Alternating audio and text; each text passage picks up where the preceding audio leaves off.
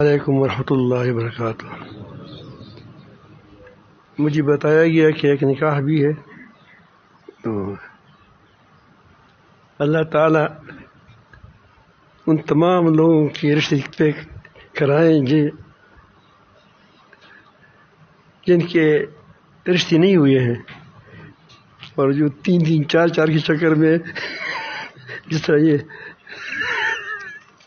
ان کو اللہ تعالیٰ جل جلالہ توفیق عطا فرمائے اور عدل کی توفیق عطا فرمائے۔ ایسا نہ ہو کہ وہ بے اعتدالی کرے یا ظلم کرے۔ نحمدہ و نصلی علی رسولہ الکریم، اما بعد، اعوذ باللہ من الشیطان الرجیم، بسم اللہ الرحمن الرحیم۔ قد افلح من تزکا وذکر اسم ربہ فصلی بل تؤثرون الحیاۃ الدنیا والآخرۃ خیر وابقی ان ھذا لفی الصحف الاولی صحف ابراہیم و موسیٰ۔ صدق اللہ مولانا العظیم۔ درود شریف پڑھیے اللہ۔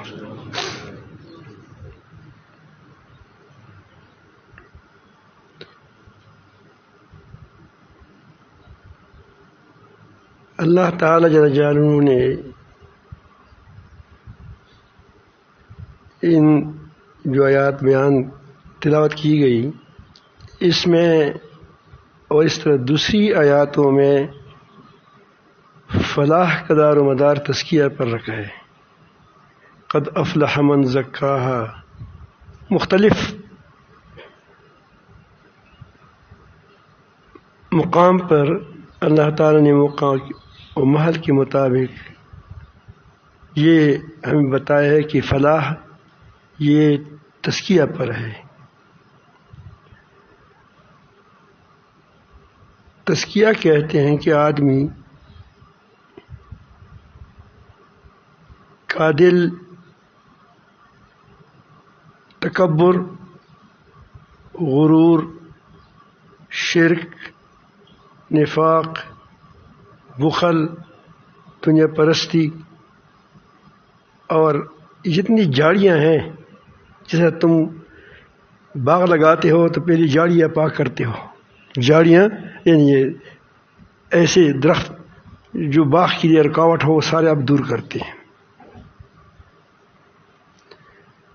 فصل کاشت کرتے ہو تو پہلے اس کی فصل سے کے لیے اس کو زمین کو ہموار کرتے ہو۔ تو یہ چیزیں دور ہو جائیں، جتنے رذائل ہے، جتنے بد اخلاقیاں ہیں، اور اس کے مقابل میں اللہ رب العالمین جل جلالہ کا یہ طریقہ کہیں، سنت کہیں، کہ جب آدمی اللہ رب العالمین کو طالب بنتا ہے اور کوشش بھی کرتا ہے، اگر طالب ہے اور کوشش نہیں کرتا تو یہ تمنا ہے، یہ خواہش ہے۔ جس آدمی کہتا ہے کہ میں حج بھی جاؤں، نہ کوشش کرتا ہے نہ کچھ کرتا ہے، کاش میں یہاں مجھے بھی یہ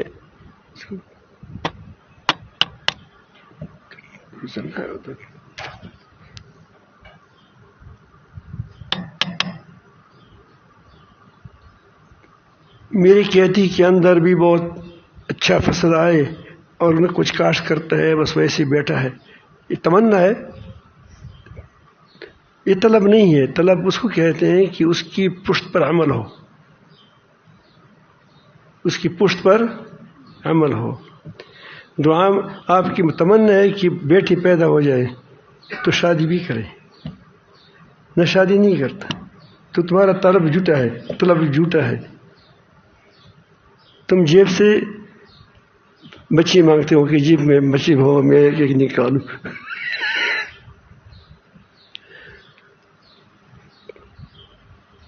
تو جب یہ اللہ رب العالمین جل جلالہ کی سچی طالب ہوتا ہے، جب یہ محنت کرتا ہے، آگے میں محنت کا ترتیب بتاؤں گا، یہ قرآن مجید نے خود بتایا ہے، تو پھر جب رذائل پاک ہو جاتے ہیں تو اللہ انسان کا دل اپنے رب کی طاقتوں کو دیکھ لیتا ہے، اپنی رب کی قدرتوں کو دیکھ لیتا ہے۔ ہر چیز کے اندر ایک تو علمی طور پر ہے، ایک وہ دیکھتا ہے کہ ہر چیز کے اندر اعتدال ہے، ہر چیز کے اندر ایک توازن ہے، اور ہر چیز میرے لیے بن گئی ہے، اور پوری دنیا میں وہ سوچتا ہے کہ اس کو صرف اللہ کی طاقت نظر آتی ہے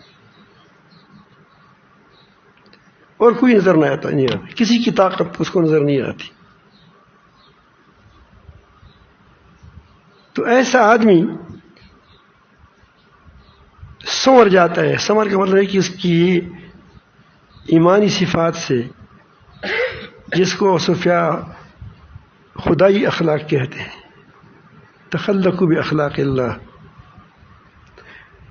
وہ اس کے اندر پیدا ہوتے ہیں۔ وجہ کیا ہوتی ہے؟ ایسے ہوتی ہے جس طرح آدمی جس کے ساتھ تمہارا رابطہ ہو جائے گا، اپنے ظرف کے مطابق تمہارے اندر اس کی وہ آ جائیں گے، وہ جو اخلاق ہیں، جس ساتھ محبت ہوتی ہے۔ تو ظاہر ہے کہ جب آدمی اس بات کو سمجھ لیتا ہے کہ میں اللہ تعالیٰ کے سوا کسی کا محتاج نہیں ہوں، تو اس کی محبت اللہ تعالیٰ سے ہو جاتی ہے۔ انسان کو دنیا کی بھی ضروریات ہے، آخرت کی ضروریات ہے، تو اس کے ساتھ اس کی مرضیات میں اس کی مرضی گم ہو جاتی ہے۔ تو ایسا ہے جس طرح پہلے آپ نے جو لوگ 2000 سے پہلے آ چکے ہوں گے یہاں، تو یہاں جنگل ہی جنگل تھا۔ اب اس کو صاف کیا، ترتیب دی گئی، اب اس کے اندر کیا ہو گیا؟ یہ مکان بن گیا، مسجد بن گئی، اس میں اللہ اللہ ہوتا ہے، نمازیں پڑھی جاتی ہیں۔ اس طرح جب انسان کے دل صاف ہو جاتے ہیں تو اللہ تعالیٰ کی طرف سے اس کے اندر اچھی خوبیاں، اچھے اخلاق آ جاتے ہیں، اور ان کے اندر انسانیت آ جاتی ہے۔ گویا اس انسان کے لیے دنیا کڑی ہے۔ ایک بھی دنیا میں انسان ہو، صحیح انسان، وہ یہی ہوتا ہے کہ جس کا تزکیہ ہو جاتا ہے تو وہ اللہ والا ہو جاتا ہے۔ تو جو اس لیے اللہ تعالیٰ جو نبی صلی اللہ علیہ وسلم نے فرمایا کہ لا تقوم الساعہ، اس وقت تک قیامت قائم نہیں ہوگی، حتی یقال فی الارض اللہ اللہ، کہ زمین میں ایک بندہ بھی ایسے موجود ہو کہ جو اپنے اختیار یعنی اللہ والا موجود ہو کہ وہ اللہ اللہ کہتا ہو۔ پھر بھی یہ پورے آسمان کو اللہ تعالیٰ وہ آسمان زمین کے اس نظام کو قائم رکھے گا، لیکن جب ایک بھی نہیں رہے گا تو یہ چیزیں فضول ہو گئی، کیونکہ بنائی گئی اللہ تعالیٰ نے انسان کے لیے بنائی تھی چیزیں۔ جب انسان ہی نہیں رہا تو یہ چیزیں فضول ہو گئی، تو پھر کیا ہو جاتے ہیں؟ اللہ تعالیٰ اس کو ختم کرے گا، اب حساب شروع ہو جائے گا، اس کے بعد قیامت برپا ہو جائے گا۔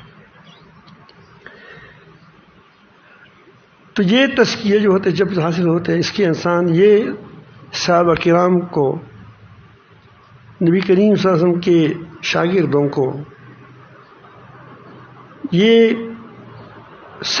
سب کو حاصل ہوا تھا۔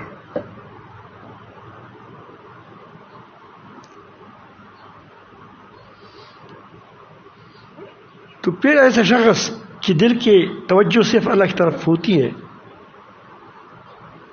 اور ساتھ ساتھ وہ جب اللہ تعالیٰ کے سامنے گرتا ہے سجدوں میں تو کہتے یا اللہ میں بھی تیرا، میرا مال بھی تیرا، وہ بھی تیرے حکم کے آگے ہے، تیرے حکم کے آگے وہ ڈال دیتا ہے۔ تو صحابہ کرام کے بارے میں جو میں نے کہہ دیا، ان سب کو یہ تزکیہ حاصل تھا۔ یہ تزکیہ دراصل یہ ہادی علوم ہے۔ کیا ہے؟ ہادی علوم۔ دو قسم کے علوم ہے،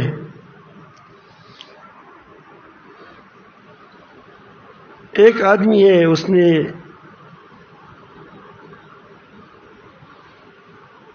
قرآن کا درس بھی دے رہا ہے، قرآن کا سمجھ بھی رہا ہے، اور حدیث کا ماہر بھی ہے، حدیث کا ماہر ہے، اور مسائل میں ماہر ہے،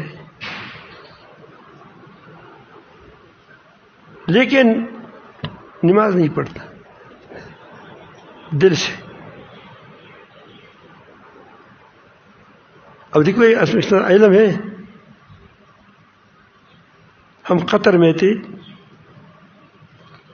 تو قطر میں ایک آدمی نے نماز پڑھائی نہیں، وہ ہمارا بھائی کہتا، میں نے خود بھی دیکھا تھا، لیکن چلو اس کی واقعہ سناتا ہوں. بہت حسین و جمیل، یہ جامعہ ازہر میں سے فارغ ہو جاتے ہیں، وہ لوگ ویسے بھی وہ جو مصری لوگ ہیں حسین و جمیل ہوتے ہیں. وہ کہتے ہیں حسین و جمیل تھا، بہترین چہرہ، اور وہ تو یہ وہاں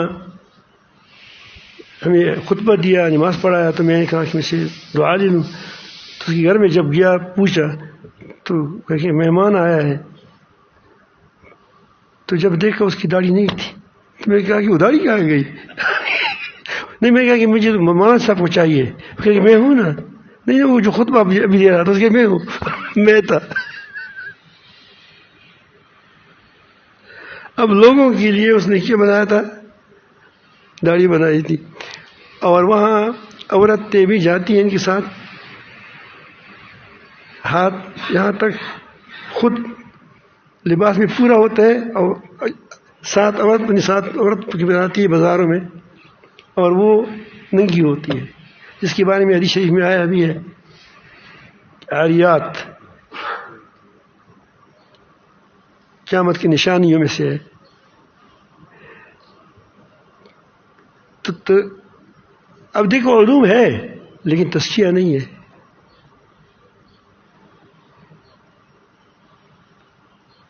تو قالی علوم کا طریقہ یہ، اس کے لیے مختلف طریقے ہیں.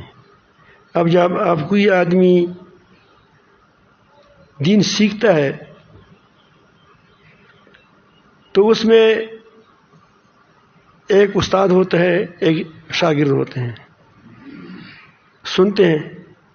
یہ بھی ایک طریقہ ہے، اچھا طریقہ کہ استاد ہو اور شاگرد ہو.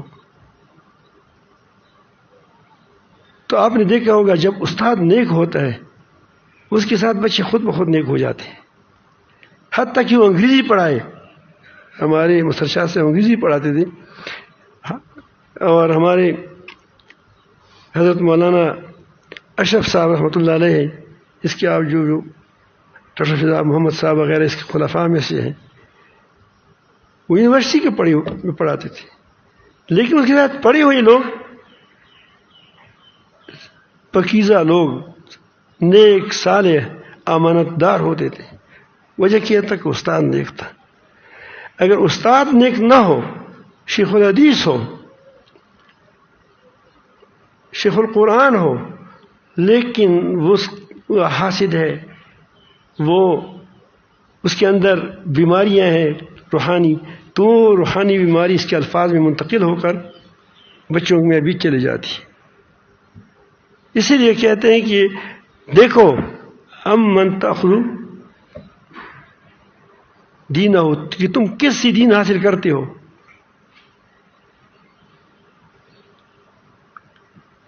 تو یہ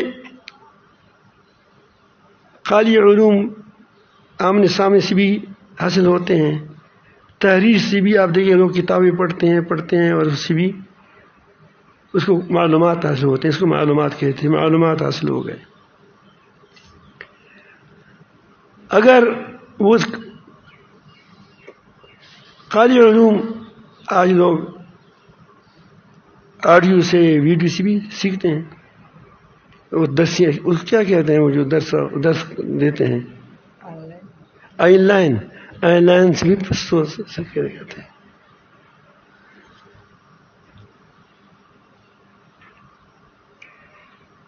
لیکن اب حالی علوم کیسے حال ہوں گی؟ صحابہ کرام کو حالی علوم حاصل تھے. قالی علوم والے قال بھی ہو حال بھی ہو تو بہت اچھا ہے. یہ صحابہ کرام کے دور میں تقریباً وہ 7 فقہا تھے. 7 زور لگائیں تو 10 ہو گئے، اور زور لگائے تو 15 ہو گئے، اور زور لگائے 25 ہو گئے. لیکن صاحب نسبت حالی علوم کا ہر ایک حامل تھا. حالی علوم کیا ہے؟ یہ وہ کیفیات ہیں یا وہ روشنی ہے جس سے حقائق کو دیکھا جاتا ہے، حقائق نظر آتے ہیں. اب ظاہر ہے کہ حقائق آپ کیسے سمجھائیں گے آپ زبان سے؟ میں آپ کسی ایک حقیقت کو سمجھاتا ہوں. میرے پاس ایک بار ایک ہندو مسلمان ہوا وہ قطر میں تھے، تو میرے ساتھ اس کی بڑی محبت ہو گئی، تو روزانہ عصر کے وقت آتے تھے. تو ایک بار میں نے پوچھا کہ آپ کیسے مسلمان ہو گئے؟ اس نے کہا کہ ہمارا پورا علاقہ کفرستان ہے، کوئی مسلمان نہیں ہے وہاں.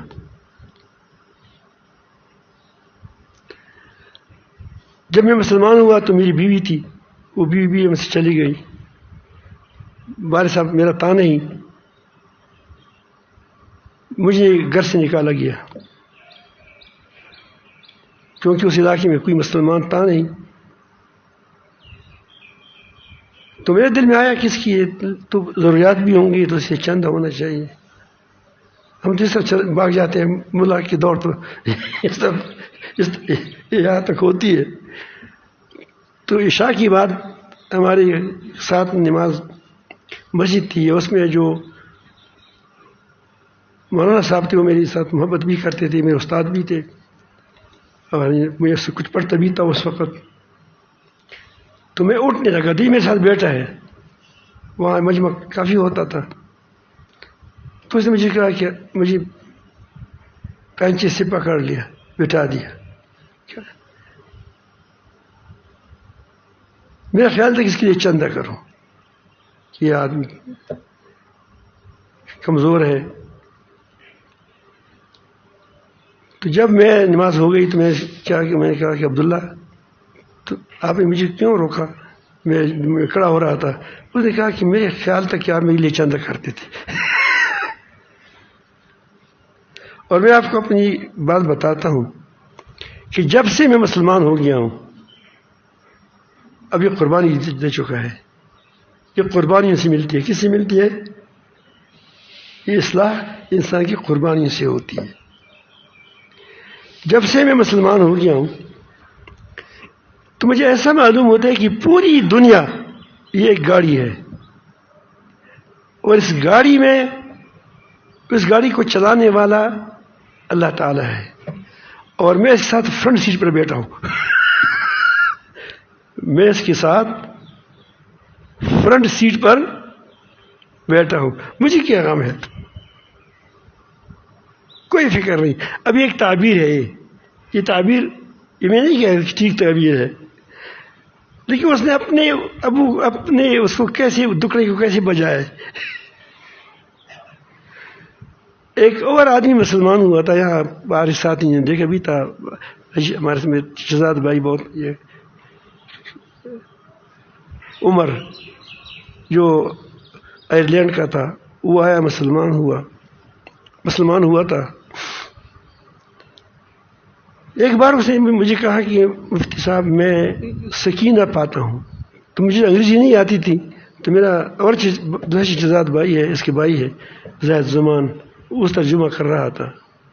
تو میں نے کہا کہ یہ نو مسلم ہے، اس کو کیسے پتہ چلے گا کہ یہ سکینہ کیا ہوتے ہیں؟ سکینہ میں تو ہم حیران ہو جاتے ہیں، جو پرانے مسلمان ہیں، علماء بھی اس کی تعبیرات میں وہ کہتے ہیں کہ اسلام سے پہلی میری حالت یہ تھی کہ جیسا کوئی لک ڈک میدان میں ایک بچہ ہو 2 سال کی، اس نے پہلی بات کی کہ میں اس کی زبان سے اس کی تعبیر نہیں کر سکتا، لیکن میں ایک ترتیب کے ساتھ ایک بات کروں گا سمجھانے کے لیے کہ میری کیفیت کیا ہے. تو جب میں اس سے پہلے تھا، جب مسلمان نہیں تھا، تو وہ میری کیفیت وہ ایسی تھی کہ ایک سمجھدار بچہ ہو 2 سال کا، اور لک دک میدان میں وہ اس سے ماں گم ہو گئی ہو، والد بھی گم ہو گیا ہے، اور یہ بڑا بے چین ہے، ڈر طبی ہے کیونکہ ہوشیار ہے. ویسے 1 سال کا ہے، سمجھتا وہ اپنے آپ کو بچا بھی نہیں سکتا، نہ پانی ہے نہ بھوک بھی لگی ہے، اس کو ہر قسم کی پریشانیاں لاحق ہو چکی ہے، اندھیرے ہی اندھیرے ہیں.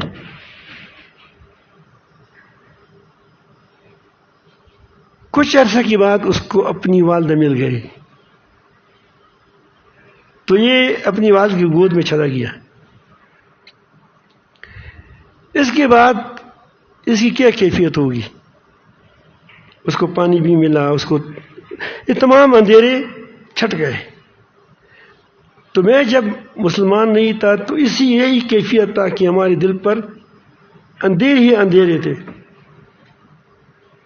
اس کے والد صاحب بھی مالدار آدمی تھا، کوئی آئرلینڈ کا کوئی وہ ڈی سی تھا یا ای سی تھا، پتہ نہیں کہاں. تو جب میں مسلمان ہوا کچھ عرصہ کے بعد میں ایسے محسوس کرتا ہوں کہ میں اپنے رب کی گود میں بیٹھا ہوں. اب یہ ایک تعبیر ہے، یعنی وہ اللہ تعالیٰ کی حفاظت میں ہوں، اللہ تعالیٰ کے قلعے میں ہوں. اب تعبیر دونوں دیکھ ایک ہی چیز ہے، لیکن کیا کرتا ہے تعبیر میں فرق ہوتا ہے. تو صحابہ کرام کو حالی علوم حاصل تھی، اس کو کہتے ہیں حالی علوم، کہ اس کی تعبیر نہیں کی جا سکتی. مثلا میں آپ کو دیتا ہوں، بس کہتا ہوں یہاں ہمارے یہاں پہلے زمانے میں آم نہیں ہوتے تھے، اب تو آ جاتے ہیں مختلف علاقوں سے. دنیا تقریباً ایک ہو گئی ہے، آسانیاں ہو گئی. اس وقت مجھے یاد ہے کہ ایک ہڈی سی تھی، یہ کچکول سا، یہ چھوٹی سی ہڈی تھی کچکول نما. تو مجھے وہاں چھوٹا تھا تو اس نے کہا کہ یہ آم ہے، آم ایک چیز ہے، اس کی گٹلی ہے، اس کو درمیان میں اس کو جب کیا وہ تقسیم کیا جائے تو اسی کچکول سے بن جاتا ہے. اس سے ہمارے جو بڑے تھے انہی سر کا جو جب سر گنجا کرتا ہے تو اس سے اس کو کچلاتے تھے. تو اب میں آپ کو بتاتا ہوں، اگر کوئی آدمی ایسے بچے کو آم کی کیفیت سمجھانا چاہے تو کیسے سمجھائے گا؟ مقررین آ گئے بڑے بڑے، آم ایسا ہوتا ہے، آم ایسا ہوتا ہے، آم ایسا ہوتا ہے، آم ایسا ہوتا ہے. تو وہ کہتے یہ تو کچھ نہیں ہے، مٹاس حاصل نہیں ہے. دوسرا آتا ہے، وہ کہتے ہیں کہ میں آم کے یہ صفات ہیں، یہ صفات ہیں، ایسے ہیں، ایسے ہیں، ایسی اس کی مزہ ہوتا ہے، بڑی مزیدار چیز ہوتی ہے، اور جو کھائے گا تو ایسا ہو جائے گا. لیکن وہ آم کی اب تک اس کو آم چکھا نہیں ہے، آم کا مزہ پتہ نہیں ہے. پھر اس کے بعد اور بہادر آگے وہ کہ میں سمجھاتا ہوں اس کو. اس نے تصویر بنائی آم کی کہ آم ایسا ہوتا ہے، جو اس کو چکھتا ہے تو اس میں وہی مزہ ہوتا ہے اس کو، کیونکہ وہ ساری قاری علوم سے اس کو مزے کو چکھا وہ بتاتے ہیں. ہاں کہ یہ چیز حالی علوم کا ہے. کس چیز کا ہے؟ حالی علوم کا ہے. اور آ گیا اس نے ویڈیو نکالا تو کہاں پنجاب گئے تھے، وہاں آم تھے، بڑے بڑے آم تھے، درختوں کے اندر لٹکے ہوئے تھے. یہ کہتے ہیں دیکھو اس طرح آم ہوتا ہے. وہ کہتے دیکھو جب چکھ لیتے ہیں تو کچھ نہیں ہوتا. اب ایک آدمی کے پاس آم ہے، ایک آدمی کے پاس آم ہے، وہ دیکھتے ہیں کہ لوگ جمع، کیا بھائی کیا تم کیا کر رہے ہو؟ اس بچے کو آم کی تعبیر کرتے ہیں کہ آم کیسا ہوتا ہے. وہ کہتے ہیں میں بتاتا ہوں. وہ جیب سے آم نکال لیتا ہے، اسی جیب میں آم ہوتا ہے. وہ کہتے ہیں اس کو لے بچی بیٹی اس کو کھاؤ، اس کا بڑا مزیدار تھا. کہ یہی آم ہے. یہ کہاں سے مل گیا؟ یہ اس آدمی سے مل گیا جس کے پاس آم تھا. اس لیے اللہ تعالیٰ فرماتے ہیں. تو یہ قاری علوم جو تھے، حالی علوم، اس کے لیے ایک پہلی چیز یہ ہے کہ آپ دنیا پر آخرت کو ترجیح دیں، آخرت کو دنیا پر ترجیح دیں. اللہ تعالیٰ فرماتے ہیں قد افلح من تزکا وذکر اسم ربہ فصلی. جب اللہ تعالیٰ سے محبت ہو گئی، تعلق بن گیا، تو تمہارے ذہن پر کون چھائے گا؟ اللہ تعالیٰ جو ہے، اللہ تعالیٰ کی یاد ہو چھائے گی. اور پھر نماز پڑھتے ہیں. نماز وہ نمازی جو ہم پڑھتے ہیں وہ اللہ کے سامنے گرتا ہے. قد افلح المؤمنون الذین هم فی صلاتهم خاشعون. یہ نماز نہیں کہا کہ نماز میں کبھی فلاح صرف نماز میں نہیں، بلکہ الذین هم فی صلاتهم خاشعون، جو خشوع کرنے والے. یہ خشوع کیا ہے؟ یہ اس کا حال ہے. ہاں، یہ خشوع کیا ہے؟ یہ اس کا حال ہے، اس کا ذائقہ ہے، اس کی کیفیت ہے. تو اللہ تعالیٰ فرماتے ہیں کہ تم کو یہ جو تزکیہ حاصل نہیں ہوتا، اس کی وجہ بتاتی ہیں اللہ تعالیٰ. بل تؤثرون الحیات الدنیا، تم دنیا کو آخرت پر ترجیح دیتے ہو.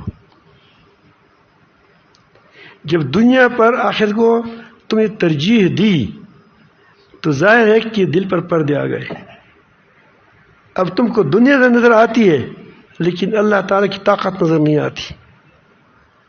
اب تم کو دنیا نظر آتی ہے لیکن اللہ تعالیٰ کے احسان نظر نہیں آتا. آپ دنیا کی چیزوں کے نعمتوں کو کھاتے ہیں. اب دہریہ بھی تو ہے، نعمتیں کھاتے ہیں اور کہتے ہیں کہ الٹف ہے. اپنی ایک گڑی تو الٹف نہیں بن سکتی، لیکن پوری کائنات کیا ہے؟ الٹف ہے. آم کا مزہ، ایک زمین ہے، آم کا مزہ علیحدہ ہے، سیب کا علیحدہ ہے، انگور کا علیحدہ ہے، صفات علیحدہ ہے، خاصیات علیحدہ ہے، خواص علیحدہ ہے. اسی پر وہ اس کی دوائی بھی موجود ہے. ہر چیز کے لیے ایک راستہ متعین ہے، اس راستے پر چل رہا ہے. سورج کے لیے، چاند کے لیے. تو یہ اس کے دل اتنا جب دنیا کو ترجیح دیتا ہے تو ہر چیز کو دنیا دنیا نظر آتی ہے. وہ کہتے ہیں کہ پہلی چیز اصلاح کی ہے کہ انسان ٹھان لے کہ میں کیا کروں گا. ہر بات میں آخرت کو، دنیا و آخرت کو سامنے رکھ کر. دنیا سے محبت ہوتی ہے انسان کی، یہ ضروریات ہے انسان کی. لیکن اگر ایک جھوٹ کی وجہ سے مجھے مال دولت مل سکتا ہے تو مال دولت سے محبت ہوتی ہے، لیکن تم ترجیح دو، کہو کہ میں جھوٹ نہیں بولوں گا. ایک رشوت سے آپ کو بہت کچھ ملتا ہے، ڈالر ملتے ہیں آپ کو، لیکن نہ، میں نہیں کہوں گا کیونکہ رشوت حرام ہے. اب تو قربانی دے رہا ہے. یہ اس کو کہتے ہیں قربانی. کہ دنیا کی محبوب چیز کو تم کیا کرو، تم اسی لیے چھوڑ دو کہ یہ میری آخرت کو نقصان پہنچاتا ہے، میری آخرت کو برباد کرتا ہے. یہاں سے تمہاری اصلاح شروع ہو گئی. اب تمہاری مرضی رب کی مرضی میں گم ہونا شروع کر دی. اس کو کہتے ہیں فنا فی اللہ. کہ آدمی اپنی مرضی کو اللہ تعالیٰ کی مرضی میں، اللہ تعالیٰ کے حکم میں فنا کرنے کے حال میں کہا ہے بس ٹھیک ہے، بس یہی ٹھیک شروع ہوا. دوسری بات اس کی ابیاری کے لیے ذکر اللہ کی کثرت کرتے ہیں. اسی لیے قرآن مجید میں ہر نازک موقع پر ذکر کی تلقین کی گئی ہے. جہاد کرنا ہو، یا ایھا الذین آمنوا اثبتوا، یا ایھا الذین آمنوا اذا لقیتم فئۃ فاثبتوا، جب دشمن سے تمہارا مقابلہ ہو جائے تو ڈٹ جاؤ. واذکروا اللہ کثیر، اللہ کو بہت یاد کرو. اس طرح مسالسم کو بیچتے ہیں، اس کی ذکر کی تلقین ہے. تو یہ ساری آپ کو جگہ جگہ دیکھیں گے تو ذکر اللہ کی کثرت کی کیا ہے ترغیب ہے. دو چیزیں ہو گئی. تیسری چیز، اللہ تعالیٰ کے اتنے احکامات کو سیکھی کہ جو کرتا ہے، جو عمل کرتا ہے اس کے بارے میں تم کو معلومات ہو. بڑی بڑی ضرورت وہ نہیں ہے آپ کی تزکیہ کے لیے، اتنی ضرورت نہیں ہے. کسی نے حضرت مغیرہ سے پوچھا کہ آپ بڑے بڑے علماء ہیں، کتابیں لکھی ہیں، یہ ہے وہ ہے، تم حاجی صاحب کے پاس چلے گئے. تو حاجی صاحب تو عالم نہیں ہے، باقاعدہ درسی عالم. تو اس نے کہا کہ ہم نے چیزوں کے نام سیکھے تھے، مٹھائیوں کے، جلابیاں وغیرہ کی، لیکن دیکھے نہیں تھے، کھائے نہیں تھے. اس کے پاس اس کے پاس یہ چیزیں تھی، موجود تھی. ہم اس کو حاصل کرنے کے لیے اس کے پاس گئے کہ بھائی ہم نے تو جلیبی کے نام سنا ہے، اس پر تحقیق بھی کر سکتے ہیں، اس پر باتیں بھی کر سکتے ہیں. وہ جلیبی تو دے دو کہ وہ کیسی ہوتی ہے. اس سے ہم نے اس کو حاصل کیا ہے. ویسے وہ تعبیر ہے. تو میں عرض کرتا ہوں کہ دوسری چیز کیا ہے؟ ضروری علم. ضروری علم کا مطلب یہ ہے کہ نماز کا طریقہ، نماز پڑھتے ہو نماز کا طریقہ بھی سیکھو، روزہ رکھتے ہو روزے کا طریقہ بھی سیکھو.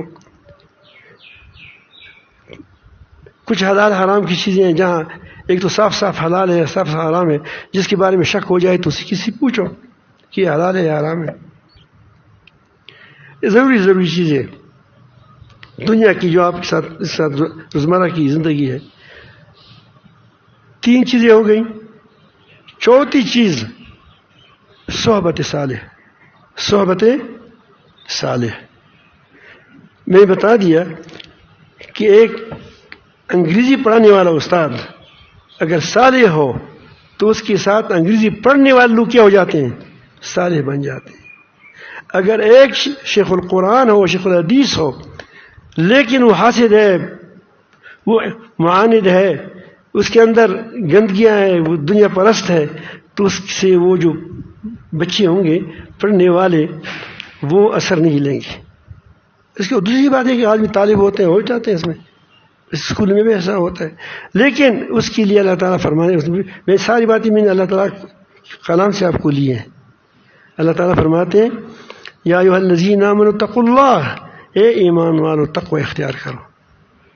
تقوی تزکیہ کا نتیجہ ہے.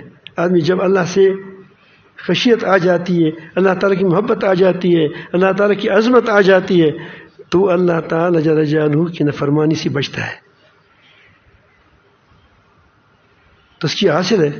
یا ایھا الذین آمنوا اتقوا اللہ وکونوا مع الصادقین. یہ تقوی کیسے حاصل ہوگا اور کیسے اس میں دوام ہوگا اور کس طرح یہ باقی رہے گا؟ وکونوا مع الصادقین، سچوں لوگوں کے ساتھ رہو جس کا ظاہر باطن ایک ہو. جیسے اللہ کو مانتا ہے تو اس طرح مانتا ہے. نماز پڑھتا ہے تو پوری حقیقت کے ساتھ اس کو پڑھتا ہے. روزہ رکھتا ہے تو صرف یہ نہیں کہ اس نے کیا وہ ماسک ڈالا ہے بس کھانا نہیں کھاتا، بلکہ وہ اس کو استحضار ہوتا ہے. اللہ تعالیٰ کی نافرمانی دور کی بات ہے کہ جب حلال چیزیں حرام ہے، حلال چیزیں نہیں کھانی ہے، تو وہ مشتبہ چیزوں سے ہی بچ جاتا ہے رمضان کے بعد بھی. تو یہاں جو یہ خانقاہیں ہوتی ہیں اس کا مطلب یہی ہوتا ہے. یہ نہیں، دوسری بات ہے کہ خانقاہ میں چیزیں ہوتی ہیں یا نہیں ہوتی. یہ میں نہیں کہتا کہ خانقاہ میں چیزیں ہوتی ہیں، لیکن یہ بنائی اسی چیز لیے ہے کہ ان کا آدمی آئے، اس میں تنظیموں کی بات نہ ہو، مختلف لوگ ہوں. ظاہر ہے کہ اب تبصرے ہوں گے تو وہاں ذکر کب ہوگا؟ تو تمام دن باتیں ہوں گی تو ذکر کب ہوگا؟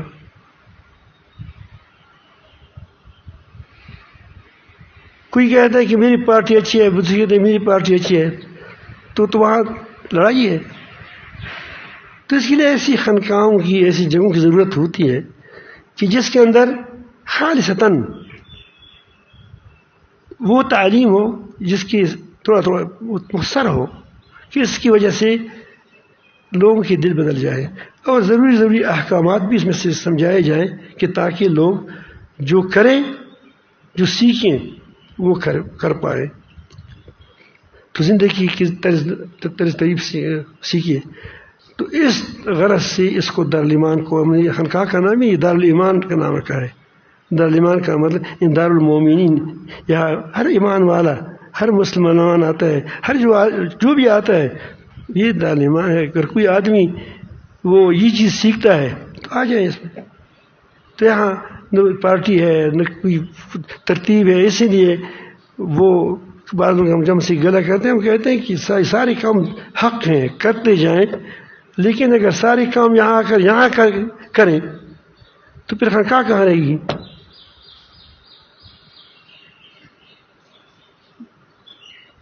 جہاد کے یہاں بندوق لاتے کہ میں ایسے جہاد کرتا ہوں. تبلیغ والا یہاں آتے ہیں، وہ کہتے ہیں کہ میں تبلیغ کرتا ہوں. اور وہ دوسرے پیپل پارٹی والے آتے ہیں، وہ کہتے ہیں کہ میں بھی مسلمان ہوں، میں یہاں سے اپنی تحریک چلاؤں گا. دوسرا کہتے ہیں کہ میں اپنی تحریک چلاؤں گا. صاحب کہتے ہیں صحابہ کرام کی عظمت کی بات ہو رہی ہے، تم نہیں کرتے. وہ یہاں وہ اپنا تحریک چلاتا ہے، اور دوسرے آتے ہیں وہ اپنا تحریک چلاتے ہیں. تو جب میں کہہ کہ ساری تحریکات جو اس میں حق ہے، لیکن اپنے اپنے میدان میں اپنے یہ ایک میدان ایسا ہونا چاہیے کہ اس میں انسان آ جائے، اس میں صرف اپنی تربیت کرے. اللہ تعالیٰ ہم سب کو توفیق عطا فرمائے اپنی اصلاح کی، اپنی تربیت کی. یہ وہ ایک نکاح ہے.